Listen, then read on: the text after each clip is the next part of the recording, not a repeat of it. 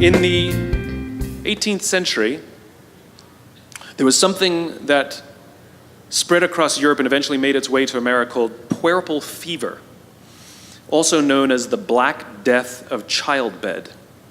Basically what was happening is women were giving birth and they would die within 48 hours after giving birth. This Black Death of childbirth was the ravage of Europe, and it got worse and worse and worse over the course of over a century. In some hospitals, it was as high as 70% of women who gave birth who would die as a result of giving birth. But this was the Renaissance. This was the time of empirical data and science, and we had thrown away things like tradition and mysticism. These were men of science, these were doctors. And these doctors and men of science wanted to study and try and find the reason for this Black Death of childbed, and so they got to work studying, and they would study the corpses of the women who had died. And in the morning they would conduct autopsies, and then in the afternoon they would go and deliver babies and finish their rounds. And it wasn't until somewhere in the mid-1800s that Dr. Oliver Wendell Holmes, father of Supreme Court Justice Oliver Wendell Holmes, realized that all of these doctors who were conducting autopsies in the morning weren't washing their hands before they delivered babies in the afternoon. And he pointed it out and said, "Guys, you're the problem." And they ignored him and called him crazy for 30 years, until finally somebody realized that if they simply washed their hands, it would go away. And that's exactly what happened. When they started sterilizing their instruments and washing their hands, the Black Death of childbed disappeared.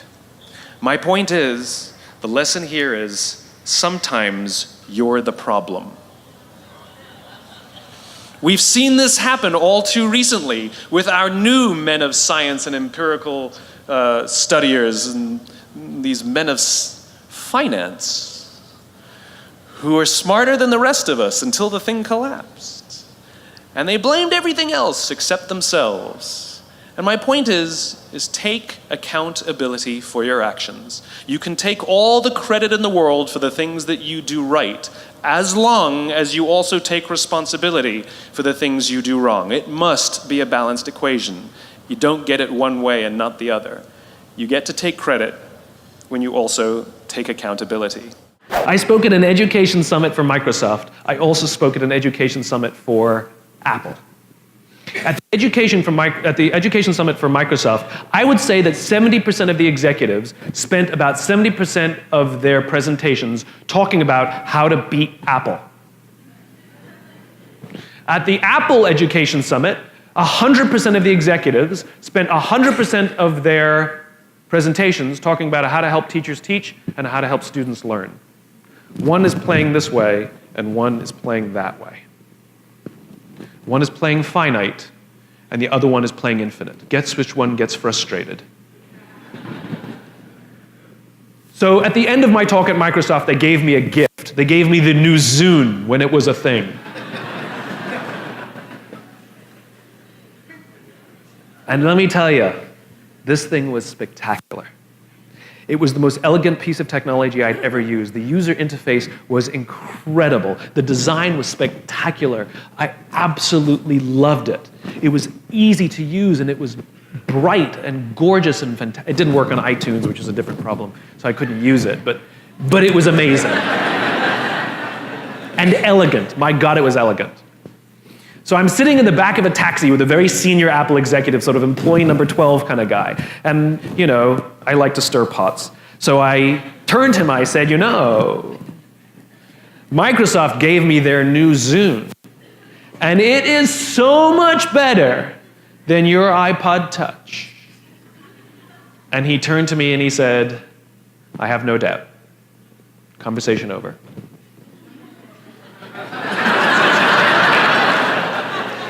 Because the infinite player understands sometimes you're ahead and sometimes you're behind. Sometimes your product is better and sometimes it's worse. The goal isn't to be the best every day. The goal isn't to outdo your competition every day. That's a finite construction.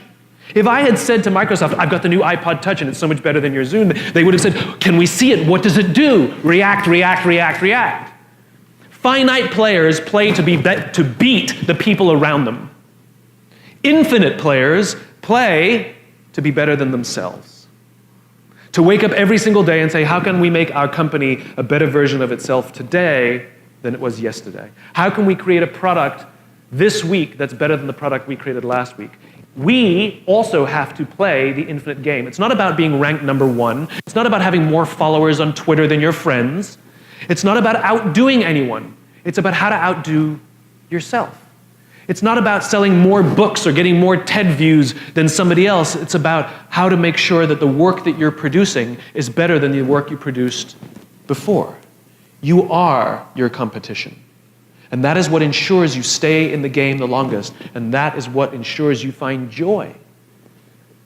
Because the joy comes not from comparison, but from advancement. When are you at your best? I'm at my best when I'm around people who believe what I believe. I know it seems silly, but I try very, very hard to sort of stack the deck, to put myself in a position of strength. So for example, somebody asked me just yesterday, have you ever had sort of a bad, engagement? And I was thinking to myself, I'm like, not really, but it's not because I'm some sort of genius or anything like that. It's because I stack the deck. It's because I want to be there. I want to be around people who want me there. In other words, if I'm somebody's 10th choice, and I'll probably turn it down. Whereas if I'm their first choice, they really want me there, and so I'm more likely to have a good engagement. They're supportive of me, I'm supportive of them, and so I'm at my best when I stack the deck.